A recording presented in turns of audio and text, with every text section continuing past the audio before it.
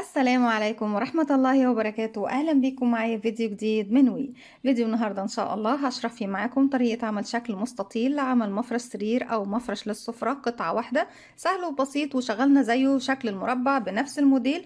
أتمنى طبعا يكون سهل وبسيط عليكم كمان ينول أعجبكم. فضلا ليس أمرا، ما تنسوش إذا عجبكم الفيديو تدعموني بلايك وشير وسبسكرايب. وحدتنا النهاردة ممكن نشتغلها بلون واحد، وممكن نشتغلها بمجموعة ألوان، وممكن نشتغلها بخيوط شنجة. زي ما قلنا مع بعض إن احنا نقدر نعمل منها مفرش للسرير، ممكن نعمل منها كمان مفرش للسفرة، ممكن تكوني منها شال مستطيل قطعة واحدة. وخصوصا داخلين على عيد الأم، كل سنة يا رب كل الأمهات بخير وصحة وسعادة، وهتكون هدية جميلة جدا لو عملتيه بنفس الموديل ده. طيب احنا يا رندا هنقدر ازاي نحدد المقاسات اللي احنا عاوزينها؟ أولا هنقول مع بعض بسم الله الرحمن الرحيم. الشكل المستطيل بتاعنا لازم عدد سلاسل البداية الخاص بيه بيكون مضاعفات رقم 16. يعني لازم السلاسل البداية يكون مضاعفات رقم 16. طيب يعني بفضل اضاعف 16 16 16 16 علشان ابتدي اوصل للمقاس اللي انا محتاجاه. طيب بعد كده ازاي بقى بقدر احدد المقاس اللي انا محتاجاه للشكل المستطيل؟ ان انا بشوف المفرش اللي انا محتاجاه الطول بتاعه قد ايه والعرض قد ايه. تمام، بجيب الطول وبطرح منه العرض. المقاس اللي هيطلع لي هو بيكون عدد سلاسل البداية، يعني عدد سلاسل البداية. بتجيبي طول المفرش، بتشوفي المفرش اللي انت محتاجاه مقاسه قد ايه بالظبط، بتشوفي مقاس الطول بتطرحي منه مقاس العرض. عدد السلاسل البداية هي المقاس اللي هيطلع لك. مثلا طلع لك 100 سنتي، بتشتغلي على اساس ال 100 سنتي دي مجموعة سلاسل من مضاعفات رقم 16. طيب يا رندا افرضي ان ال 100 سنتي دول مثلا ما جاتش من مضاعفات رقم 16، يا تزودي سلاسل يا تقللي سلاسل، المهم ان انت توصلي لمضاعفات رقم 16 للمقاس اللي طالع معاكي من ناتج ايه طرح الطول من العرض. تمام يا بنات، يلا بينا نروح نشوف بقى هنبتدي نشتغل ازاي بشكل عملي. بسم الله الرحمن الرحيم. هنشتغل مع بعض بخيط صوف مائل للسميك، يعني ما بين المتوسط والسميك، ولا هو متوسط ولا هو سميك. تمام، مع إبرة رقم 4 ملم. بالنسبة للقطعة لو شغلناها مفرش سرير تقدري تشتغلي الخيوط الصوف أو بالخيوط القطن أو بالخيوط المزيج طبعا اللي هما بين القطن والصوف، وفي انواع كتير جدا احنا عارفينها، او بالخيوط اللي هي بتكون اكليريك معالج بطريقه القطن طبعا. طيب يا رندا لو احنا هنشتغله لمفرش سفره، لو هتعملي رانر في النص بسيط كده، ممكن تستخدمي خيط السلسله، وهو صحيح بيكون سميك شويه او تقيل شويه، بس بيكون حلو بردك النتيجه بتاعته. اما لو مفرش سفره كامل، ممكن تستخدمي خيط الحرير او خيط القطن، او خيط اللي هي بتكون ممزوجه بردك ما بين قطن واكليريك، او الخيوط الاكليريك المعالجه بطريقه القطن. لكن بالنسبه للخيوط الصوف مش بنستخدمها في السفره، ممكن تستخدميها لكن مش هتكون عمليه معاكي قوي. بسم الله الرحمن الرحيم. في البداية ببتدي أسيب مسافة من الخيط، وببتدي أكون مجموعة سلاسل من مضاعفات رقم 16. أنا هعمل معاكم مضاعفات مرة واحدة بس، يعني 16 سلسلة هبتدي بيهم، لكن انتوا طبعا تقدروا تتكونوا 16 16 16 16 لغاية ما توصلي للمقاس اللي انت حباه. بسيب مسافة من الخيط، وعلى فكرة انت ممكن تبتدي ب 16 سلسلة وتبتدي تكبري الشكل المستطيل بتاعك لغاية ما توصلي للمقاس أو الحجم اللي انت حباه. بسيب مسافة من الخيط وببتدي ألف الخيط حلقة على الهواء، بدخل داخل الحلقة ألف الخيط وأخرج منها. طرف الخيط بشده بقى في عقدة البداية. عشان أكون سلسلة في البداية بيكون عندي على الإبرة حلقة، بلف الخيط وأخرج منها. بسم الله، 1 2 3 4 5 6 7 8 9 10 11 12 13 14 15 16. بسم الله الرحمن الرحيم. بسيب السلسلة الأخيرة وبروح لتاني واحدة في الحلقة الخلفية، ابتدي اشتغل غرزة حشو. زي بشتغلها بيكون عندي على الإبرة حلقة، بسيب بقى السلسلة دي وبروح للحلقة اللي بعدها في الحلقة الخلفية الباك لوب، أدخل أسحب الخيط وأخرج معايا كده على الإبرة حلقتين، ألف الخيط وأخرج منهم كده بغرزة حشو. طيب من تحت هبتدي أسيب بعد الغرزة اللي اشتغلت فيها، أسيب 1 2، وفي رقم 3 هبتدي أشتغل 4 عمود باتنين لفة، وبعديهم سلسلة في المنتصف، بعد كده 4 عمود باتنين لفة.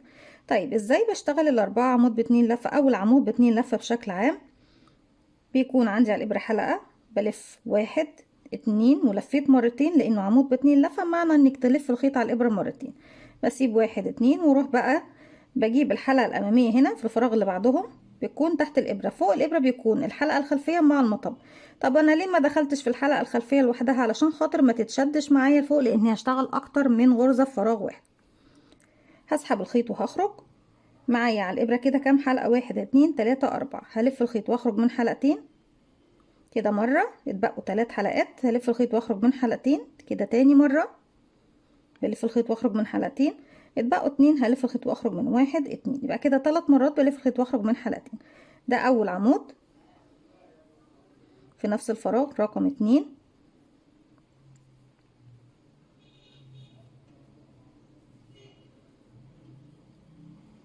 رقم 3.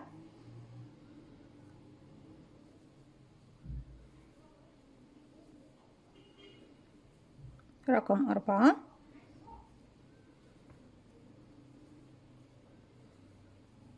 بعد ما خلصت 4 عمود هاخد سلسلة مسافة. حابين تخلوها سلسلتين مش هيكون فيه اي مشكلة، وارجع تاني في نفس الفراغ كمان 4 عمود بلف.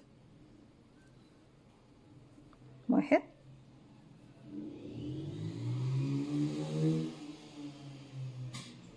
2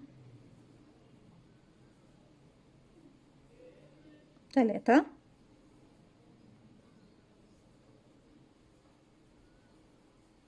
4.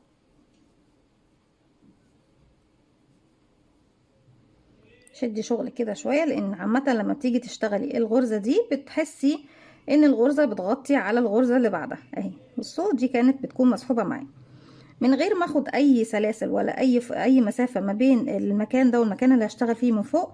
هعد من تحت كام بقى؟ واحد اتنين تلاتة، وفي رقم 4 بدخل في الحلقة الخلفية اشغل غرزة حشو.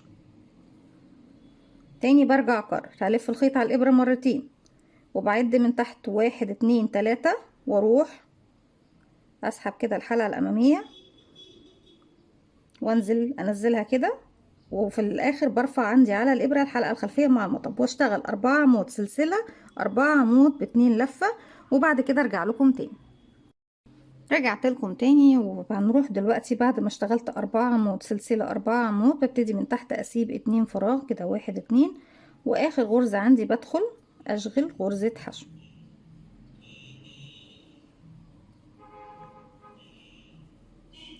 طيب محتاجة ان انا اروح ابتدي اشتغل فين تاني يا بنات بقى؟ هجيب الشغل بتاعي، انا مش هطلع من فوق هنا، لا، هلف الشغل بتاعي الناحية دي. شايفين نفس المكان اللي انا اشتغلت فيه 4 عمود سلسلة 4 عمود؟ هجيب خيط البداية معايا هنا كده، وفي نفس المكان هبتدي تاني اكون نفس الفراغ اهو اللي في المنتصف ده، بكون 4 عمود ب2 لفة سلسلة، 4 عمود ب2 لفة كده، 1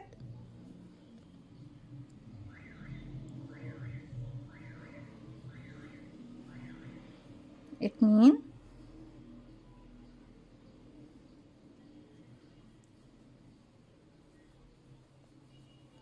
3 4. سلسلة في المنتصف مسافة، ونرجع تاني في نفس الفراغ نكون 4 عمود ب2 لفة، 1 2 3 4.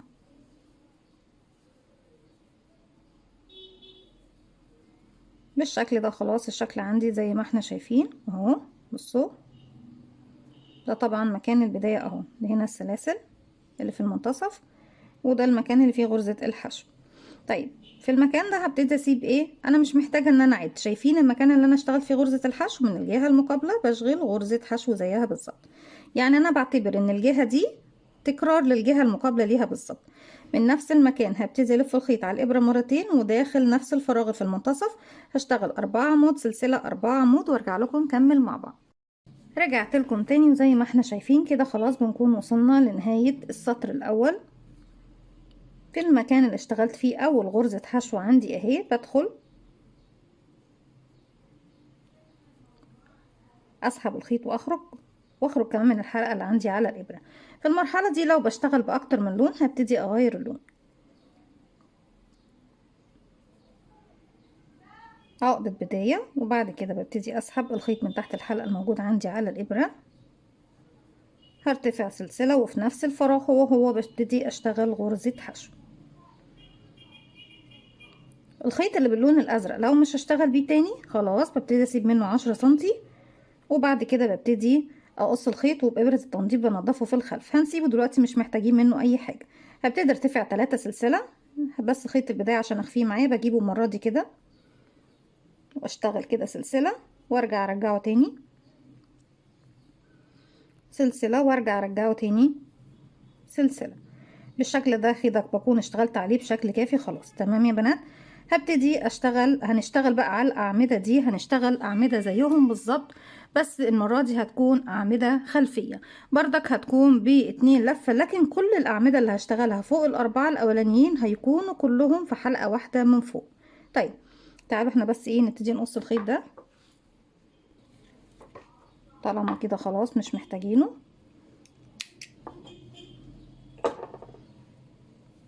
وهبتدي عشان اشتغل بقى بشكل غرزة الكلاستر، انا مش بشتغل غرزة كلاستر لكن بشتغل بنفس الطريقة، اني بجمع 4 غرز مع بعض في فراغ واحد من فوق. بيكون عندي على الابرة حلقة، بلف 1 2، بروح للعمود الاول، مش هدخل بقى تحت حرف الفي اللي هو بيكون الفراغ العادي ده، ومش هشتغل من الامام لاني مش عايزة عمود امامي، لا هشتغل من الخلف لاني عايزة عمود خلفي. باجي هنا العمود اللي هشتغل عليه اهو قبله فراغ وبعده فراغ، باجي من الخلف ادخل في الفراغ اللي قبل العمود، ادفع العمود تحت الابرة واخرج من الفراغ اللي بعده. كده انا بقيت في ظهر الشغل زي ما احنا شايفين. هسحب الخيط وهخرج معايا 4 حلقات زي اي عمود ب2 لفة، بلف الخيط واخرج من حلقتين، ارجع الف الخيط واخرج من حلقتين، ارجع الف الخيط واخرج من حلقتين لو هكمل العمود. لكن انا مش هكمل العمود، اذا هسيب الحلقة الاخيرة ومعايا الحلقة الاساسية موجودة على الابرة. تاني بكرر، بلف الخيط، انا ما خرجتش من الحلقة الاخيرة يا بنات، نركز مع بعض كويس. بلف الخيط 1 2 عفوا، وهروح للعمود رقم 2 بردك من الخلف، قبله فراغ وبعده فراغ، من الخلف بدخل في الفراغ اللي قبله، ادفعه تحت الابرة واخرج من الفراغ اللي بعده، اسحب الخيط واخرج، اسحب الخيط واخرج من حلقتين كده مرة، اسحب الخيط واخرج من حلقتين كده المرة التانية. المرة التالتة مش هسحبها دلوقتي، بقى 1 2، لسه فاضل لي كمان عمودين بكررهم بنفس الطريقة. ده رقم 3.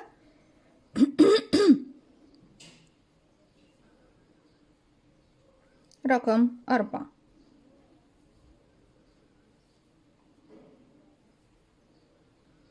طيب كده بقى معايا الحلقة الأساسية و4 حلقات لل4 عمود اللي احنا اشتغلناهم بشكل خلفي. هلف الخيط واخرج من ال4 عمود مرة واحدة. تمام، هاخد 3 سلسلة، 1 2 3، وهنروح للمكان اللي كان فيه سلسلة واشغل غرزة حشو.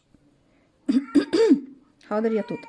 دي توتة طبعا القطة عايزة تخرج وتسيب الأوضة، فهستأذنكم بس ثواني هخرجها وارجع لكم تاني.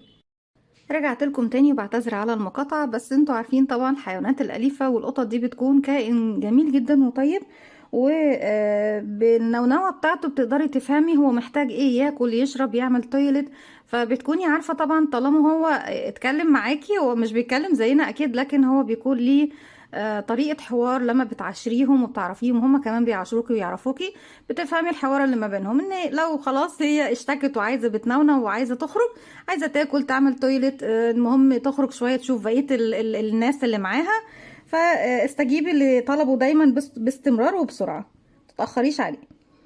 1 2 3 سلسلة، وهبتدي تاني اشتغل، بس هشتغل المرة دي مش هشتغل على 4 عمود بس، لا هشتغل على 8. شايفين ال4 دول، وهتجاهل تماما غرزة الحشو وهاخد كمان ال4 دول. تمام كده 1، وكله بشكل خلفي يا بنات السطر ده.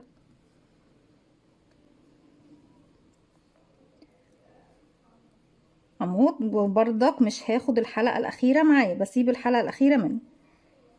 2، وده اللي خلاني أقول لكم إن احنا بنشتغله بشكل غرزة الكلاستر. 3،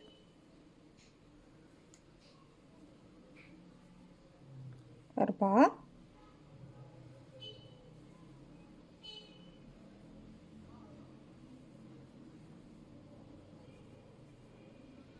أصبح كده معايا 1. الحلقة الأساسية دي مش بحسبها من العدد، بحسب 1 2 3 4 عمود. لسه باقيلنا الاربعة عمود مكان الحشو، تاني برجع اكرر بنتجاهله. بكمل مباشرة، اروح بقى للعمود اللي قبله اللي بعده دوت اهو، في اول المجموعة اللي بعدها 2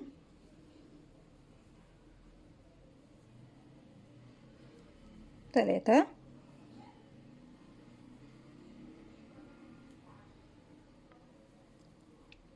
4.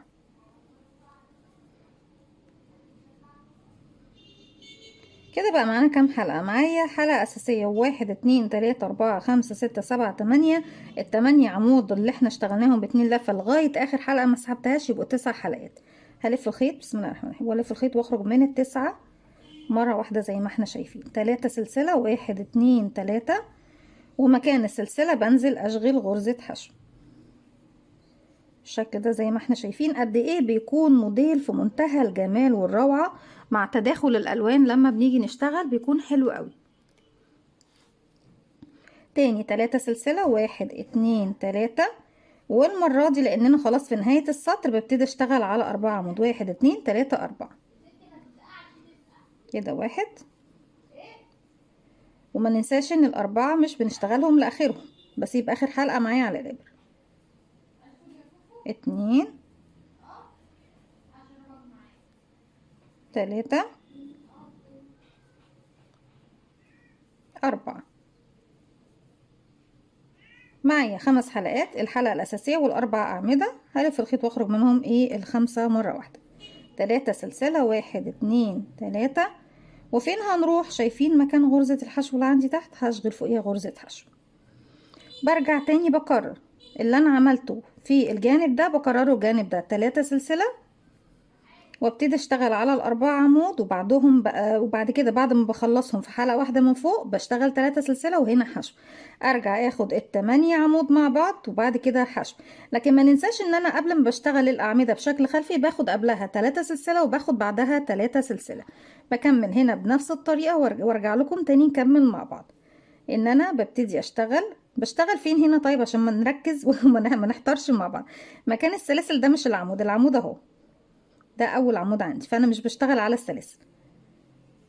ده اول عمود، بسيب اخر حلقة منه وبكمل على التلاتة اللي بعدهم بالظبط زي ما عملنا هنا بالظبط. رجعت لكم تاني، وبعد ما اشتغلنا اخر 4 عمود مع بعض، بصوا الشكل معايا اصبح شكل مستطيل، يعني مقفول، مش جاي بشكل دائري خالص. اقصد اللي هي الدوائر اللي احنا ابتدينا بيها يا بنات. وغير كمان ان انا بيكون معايا شكل 3D بارز، اللي هي المكان اللي احنا بنشتغل فيه بشكل خلفي. طيب بعد ما خلصت الاربعة عمود الاخيرة، 1 2 3 4، وهنروح فين يا بنات؟ هنروح عند اول غرزة حشو اشتغلتها. السطر دوت انا بكمله، يعني كل سطرين ببتدي اشتغلهم بلون واحد. تمام اهو كده خلاص الشكل المستطيل معايا بالسطرين دول اكتمل. بنبتدي بقى نكون مرحلة جديدة عفوا، سلسلة وفي نفس الفراغ غرزة حشو، سلسلة واحدة بس. وهبتدي اروح فين يا بنات؟ شايفين المكان اللي بيجمع لي الغرز كلها مع بعض في فراغ واحد من فوق اهو؟ ده المكان ده، او ممكن اخد المكان اللي فوقيها بالظبط.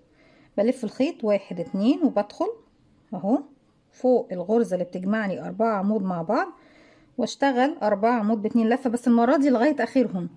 وهقول لكم على حاجة، انا عندي دي زاوية ودي زاوية ودي زاوية ودي زاوية، يعني 4 زوايا. تمام، الزوايا دول بنشتغل فيهم بالطريقة اللي هنشوفها مع بعض دلوقتي. وعندي المكان ده والمكان دوت، ده مش زوايا، ده بيكون في الحائط اللي هو بيكون عرض القطعة المستطيلة بتاعتي من هنا او من هنا، بردك بيكون ليها طريقة بنشتغلها دلوقتي مع بعض. كده عمود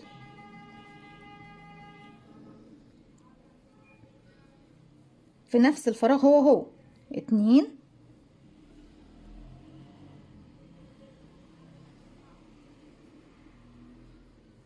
3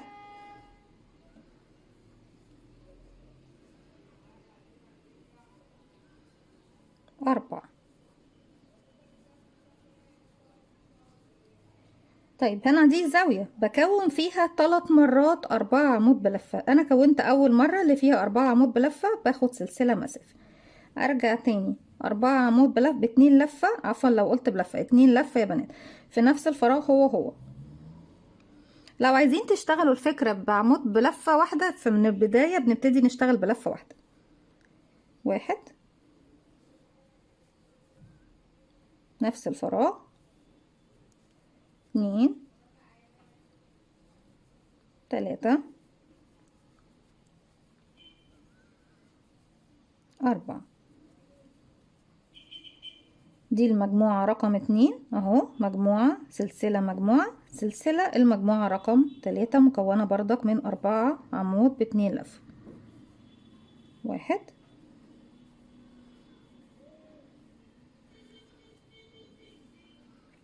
2 3 4. يبقى انا كده بصوا بقى المكان اهو فوق الزاوية اللي هو فوق اول 4 عمود تحت كانوا في حلقة واحدة. فوق الحلقة واحدة دي انا اشتغلت 4 عمود سلسلة 4 عمود سلسلة 4 عمود باتنين لفة. هاخد سلسلة مسافة، وشايفين غرزة الحشو اللي انا اشتغلتها تحت فوقيها بشغل غرزة حشو زيها زي ما احنا شايفين بالشكل ده. طيب بعدين باخد سلسلة كمان واروح الف الخيط مرتين، وشايفين بقى المكان اللي عندي في المنتصف ده زي ما قلت لكم اللي بيجمع لي 8 عمود باتنين لفة من تحت، فوقيه ببتدي اكون 4 عمود سلسلة 4 عمود باتنين لفة مرتين بس، بكون 4 عمود يا بنات ما بينهم سلسلة، اما في الزوايا بكون 3 مرات كده. 1 والسطر دوت بنكمل العمود لاخره، السطر اللي بعده بيكون بشكل خلفي. بردك هنا بشتغل بشكل عادي، لكن السطر اللي جاي بيكون بشكل خلفي وبيكون العمود مش لاخره، بسيب اخر حلقة معايا على الابرة من العدد اللي انا بشتغله. 2 3 4. كده اول مجموعة باخد سلسلة، وكمان تاني مجموعة مكونة من 4 عمود باتنين لفة. 1 كل ده في نفس الفراغ. 2 3 4. الغرزة دي يا بنات واسمها غرزة العجلة او غرزة الدوائر، انت بتشغلي القطعة او الشكل بتاعك بشكل الدوائر. بعد ما خلصت 4 سلسلة 4 باخد سلسلة، وعند غرزة الحشو ببتدي اشغل غرزة حشو زيها زي ما احنا شايفين. بنكمل مع بعض، باخد سلسلة قبل ما بشتغل حشو او وبعد ما بشتغل الحشو بيكون في سلسلة قبلها وسلسلة بعدها.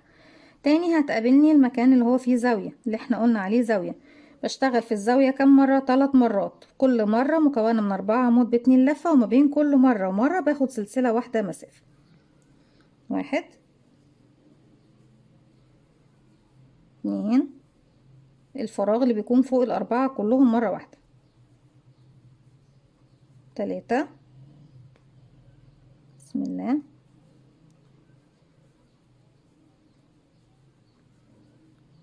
4 سلسلة بكون المرة التانية مكونة من 4 عمود باتنين لفة. 1 2 3 4. كده مرة 2 سلسلة، تالت مرة والأخيرة اللي هتجمع لي بقية الزاوية كمان 4 عمود باتنين لفة. 1 2 3 4 زي ما احنا شايفين بالشكل ده. خلصنا، هاخد سلسلة واروح فوق غرزة الحشو اللي تحت وبشغل فوقيها غرزة حشو زيها.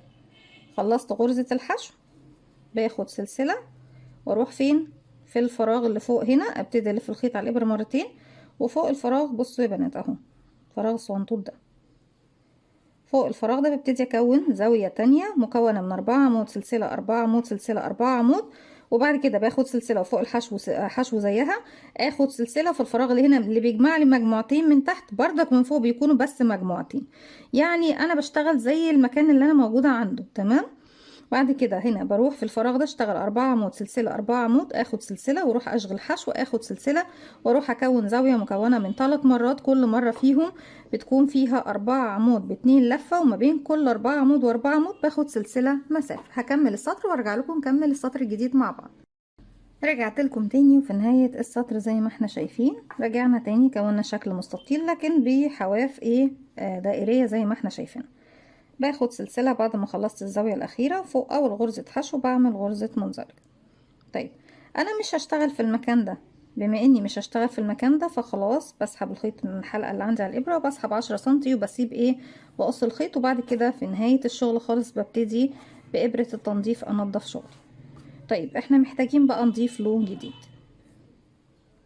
ببتدي أقفل عقدة بداية وهروح أشتغل فين؟ شايفين عندي هنا الزاوية؟ انا عندي 4 عمود بسيبهم، اول سلسلة بنزل من تحتها بالشكل ده، هسحب اللون الجديد،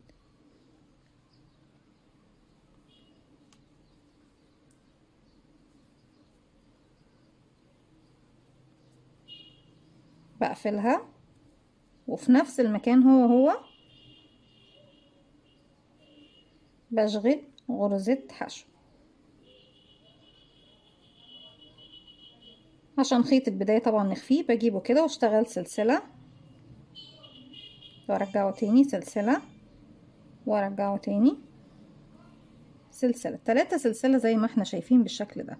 وبعد كده هبتدي اقص، هبتدي بقى اشتغل 1 2 سلسلة، وعلى ال4 عمود اللي هنا عندي في الزاوية في منتصف الزاوية ببتدي اشتغل عليهم بشكل خلفي 4 عمود في حلقة واحدة من فوق. ده 1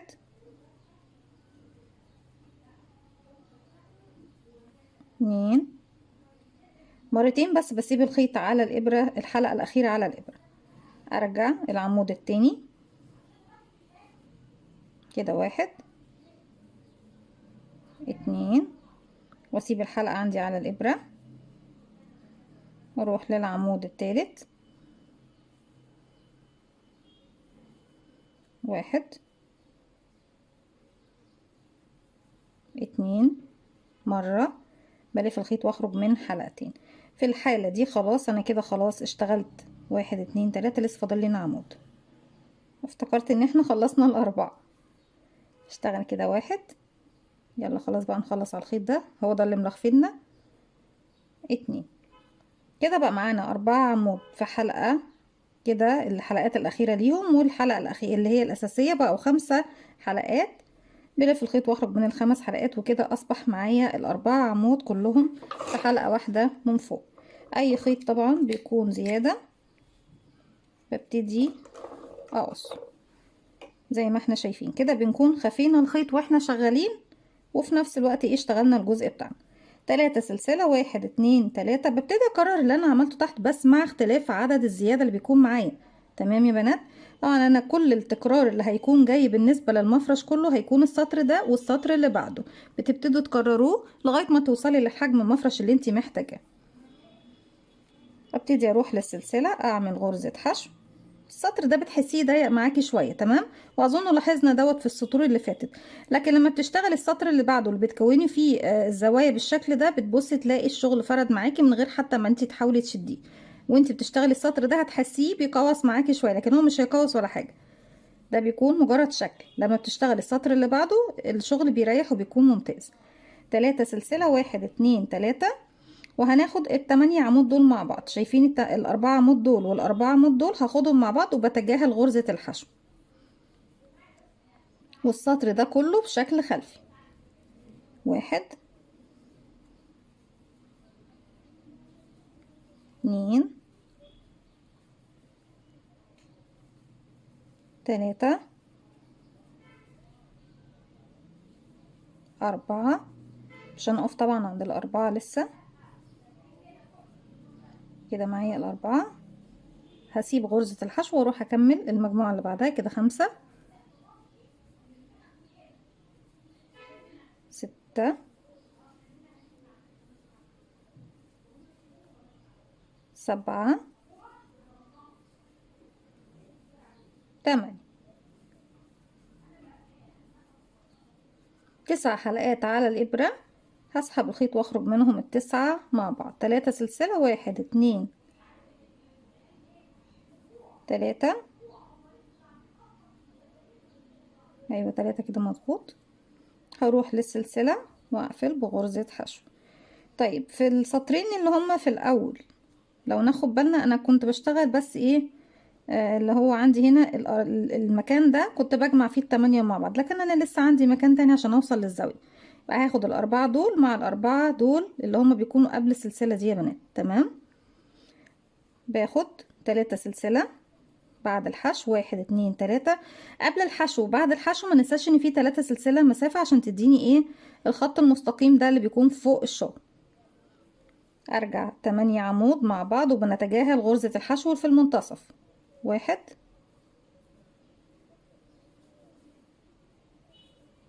2 3 4. بس 4 يا رندا؟ لا طبعا، هنسيب غرزة الحشو نتجاهلها ونروح لل4 اللي بعديهم في بداية الزاوية. 1 2 3 4. طيب كده خلصنا الجنب ده. معايا 9 حلقات على الإبرة. هسحب الخيط منهم التسعة، 1 2 3 سلسلة، وفوق السلسلة بعمل غرزة حشو. وصلت هنا لل4 عمود اللي هم في منتصف الزاوية. تمام يا بنات اهو. بصوا وبصوا كل ما بنشتغل بيكون شكل البارز عندي قد ايه جميل مع تداخل الالوان، حاجة كده روعة وجميلة. ممكن لو هتضيفي لون تاني ممكن تدخلي الفوشيا او البينك، بيكونوا ممتازين اوي مع مزيج الالوان ده. 3 سلسلة، 1 2 3 وال4 عمود دول بس اللي هاخدهم مع بعض. 1 2 3 4. طبعا الخطوة اللي جاية دي هتكون جديدة بالنسبة لنا. 5 حلقات على الإبرة، ال4 عمود والحلقة الأساسية هلف خيط واخرج منهم 1 2 3 وبروح للسلسلة بشغل غرزة حشو. الجديد بالنسبة لنا هو ايه يا رندا؟ هو المكان ده تحت ما كانش عندي المكان ده. بصوا اهو كان عندي بس غرزة حشو. هنا انا بقى عندي بقى بقية الزاوية في هنا 4 عمود وحشو و4 عمود، باخدهم الاتنين مع بعض في 8 عمود بحلقة واحدة من فوق. خلاص يا بنات. ولما هنرتفع المرحلة اللي جاية هيكون طبعا في عندي الزوايا، وبعد الزوايا هيكون في فراغين زي كده، يعني هيكون كأن المكان ده هو اللي هيكون عندي هنا. هنا هيكون في فراغ زيادة، هيكون 3 فراغات، وهنا هيكون فراغين. يعني في كل مرحلة بتزيديها. المرحلة طبعا بتتكون من سطرين. يعني بصوا اللون الأصفر كان مرحلتين، اللون اللبني هيكون المرحلة دي والمرحلة اللي هنبتدي نشتغلها مع بعض، وكل مرحلة بتكون مكونة من سطرين. خلاص. علشان كده قلت لكم اني بشتغل باللون الواحد سطرين. اول سطر واحد بس هو اللي اشتغلته بلون، علشان خاطر هو كده كده مقفل على بعضه، لان انا بشتغل الجانب ده مرة وبرجع اشتغل الجانب ده مرة. خلاص يا بنات. ارجع تاني بقى 3 سلسلة، 1 2 3 واكون ال4 دول مع ال4 دول في حلقة واحدة من فوق. هكملهم وارجع لكم. رجعت لكم بعد اول 4 عمود علشان انا عايزه اكد معاكم ان غرزه الحشو دي ملناش علاقه بيها تمام، بتجاهلها وابتدي اخد ال4 عمود اللي بعده. ده 1 2 3 4. بكده بكون خلصت جانب الشكل المستطيل معي. 9 حلقات على الابره. هسحب الخيط واخرج من التسعة مره واحده. 3 سلسله وغرزه حشو فوق السلسله. طيب لو عدلنا شغلنا بقى كده اهو. بصوا هنبص نلاقي ان انا هنا هبتدي اشتغل 3 سلسلة واخد 4 بس مع بعض. اخد 3 سلسلة واعمل هنا حشو، بعد كده 3 سلسلة واشغل ال8 دول مع بعض، ال4 دول وال4 دول. 3 سلسلة حشو، 3 سلسلة 8 مع بعض، 3 سلسلة حشو، 3 سلسلة 4 بس، 3 سلسلة حشو، 3 سلسلة، وبجمع التمانية اللي في الاخر دول مع بعض. بعد كده باخد 3 سلسلة وبقفل بغرزة منزلقة في اول سلسلة ارتفعتها، بكمل بقى لغاية ما بوصل لنفس المكان اللي احنا ابتدينا منه بنفس الطريقة اللي شرحناها مع بعض دلوقتي، وارجع لكم نكمل مع بعض. رجعت لكم تاني وكده خلاص خلصنا السطر بتاعنا بنفس الطريقة. بعد ما اخدت 3 سلسلة بروح لاول غرزة حشو اشتغلتها وبقفل بغرزة منزلقة. فاكرين السطر رقم كام؟ عندي كده 1 2، السطر رقم 3 هو اللي بكرره دلوقتي. برتفع سلسلة فوق غرزة الحشو، بشغل غرزة حشو زيها بالظبط، سلسلة مسافة، وهنروح هنا دي ايه؟ دي زاوية، واضح ان عندي 4 زوايا، 1 2 3 4. طيب الفراغات بقى اللي هي مش زوايا، عندي 1 2 1 2. زي ما قلنا مع بعض دايما بيزيد معايا ايه؟ مكان من الاماكن دي. وعندي هنا 1 وعندي هنا 1. تمام يا بنات؟ هبتدي اشتغل زاوية فوق الزاوية مكونة من كام بقى؟ 4 عمود، سلسلة 4 عمود، سلسلة 4 عمود بالاتنين لفة. كل زاوية بشتغل فيها 3 مرات، اما الفراغ العادي بشتغل فيه مرتين بس، والمرة الواحدة فيها 4 عمود، يعني 4 عمود سلسلة 4 عمود بلفة باتنين لفة عفوا. 1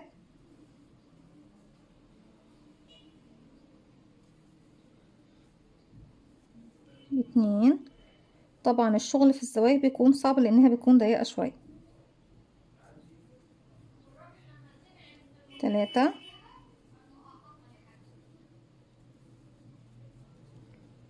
4. بناخد سلسلة ونروح نكمل المجموعة التانية في نفس الفراغ. 1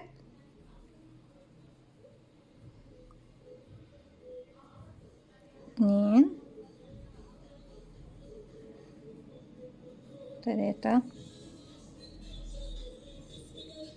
4. سلسلة وكمان 4 عمود باتنين لفة في نفس الفراغ، وبنكون ايه؟ الزاوية بتاعتنا. 1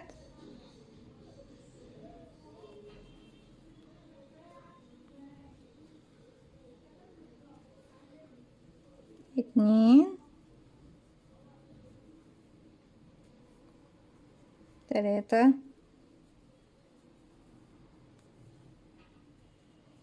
4. اصبح معايا كام مجموعة؟ 1 2 3 مجموعات، كل مجموعة فيها 4 عمود باتنين لفة. سلسلة واحدة بس، بروح فين؟ فوق غرزة الحشو، واشغل غرزة حشو زيها بالظبط، سلسلة واحدة، وبروح اشتغل فين؟ الفراغ اللي في المنتصف ده بشتغل 4 عمود باتنين لفة، سلسلة 4 عمود باتنين لفة. 1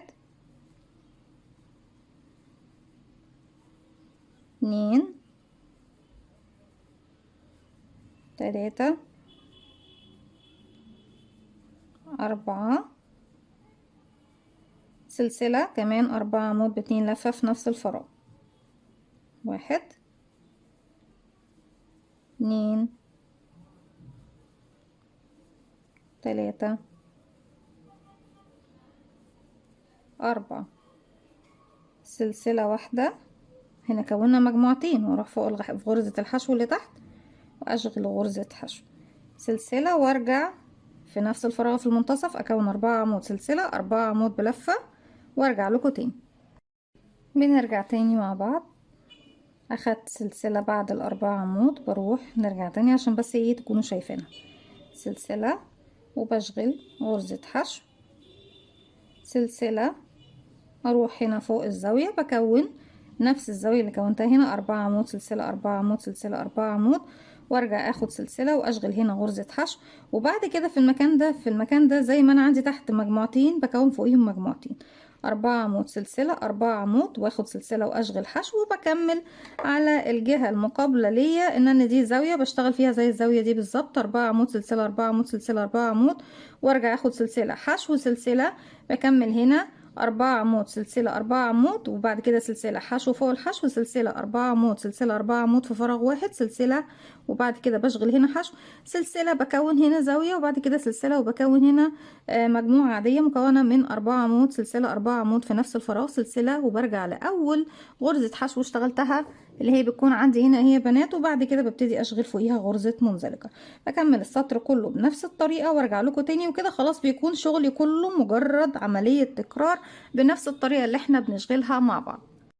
رجعت لكم تاني، وفي نهاية السطر قفلت بغرزة منزلقة في أول غرزة حشو اشتغلتها، وبنفس الطريقة ببتدي أكرر كل المراحل اللي اشتغلناها. يعني مثلا هبتدي أضيف لون جديد، باجي هنا عند الزاوية فوق السلسلة ببتدي أشبك الخيط الجديد وارتفع السلسلة واشغل حشو، بعديها 3 سلاسل ارتفاع، وباخد الأربعة دول بشكل خلفي. السطر اللي جاي كله هيكون عمود خلفي ب2 لفة. هاخد الأربعة دول وبعديهم 3 سلسلة وانزل عند السلسلة واشتغل غرزة حشو، ارجع اخد ال8 دول مع بعض 4 و4، وبعد كده بيكونوا في حلقة واحدة من فوق بشكل خلفي، وبعد كده 3 سلسلة وحشو، 3 سلسلة، وباخد ال8 دول مع بعض 4 من هنا و4 من هنا، بتجاهل تماما غرز الحشو اللي بيكون في المنتصف، وبعديهم باخد 3 سلسلة وبعمل غرزة حشو عندي فوق السلسلة في المنتصف، 3 سلسلة، وباخد ال8 مع بعض دول ودول 3 سلسلة حشو، وبرجع اكرر بقى بنفس الطريقة على كل جانب من الجوانب اللي معانا. زي ما احنا شايفين دي كانت فكرتنا بشكل مستطيل لعمل مفرش سرير او بطانية بيبي، او كمان نعمل منها مفرش للسفرة، او كمان شال مستطيل. قلت لكم لو هتشتغلوها بطريقتي دي بتفضلوا تشتغلوا بمضاعفات بس 16 مرة، يعني ال 16 بتكون مرة واحدة زي ما احنا شايفين، بتكون لي 2 من الدوائر او المربعات دي، وبعد كده ببتدي اكبر الشكل المستطيل لغايه ما اوصل للحجم اللي انا محتاجاه. طيب لو مش حابين نشتغل بالطريقه دي وحابين ان احنا نعمل بدايتنا وعدد السلاسل في البدايه تكون اكتر، هتعملوا مضاعفات رقم 16 16 16 16 لغايه ما توصلوا للمقاس اللي انتوا عاوزينه، وبتبتدوا بقى تكرروا بنفس الطريقه اللي احنا اشتغلناها مع بعض.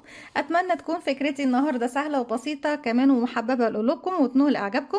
فضلا ليس امرا، ما تنسوش اذا عجبكم الفيديو تدعموني بلايك وشير وسبسكرايب، واستنوني فيديو جديد من وي. متنسوش كمان تفعلوا زرار الجرس يوصلكم مني كل جديد. السلام عليكم ورحمه الله وبركاته.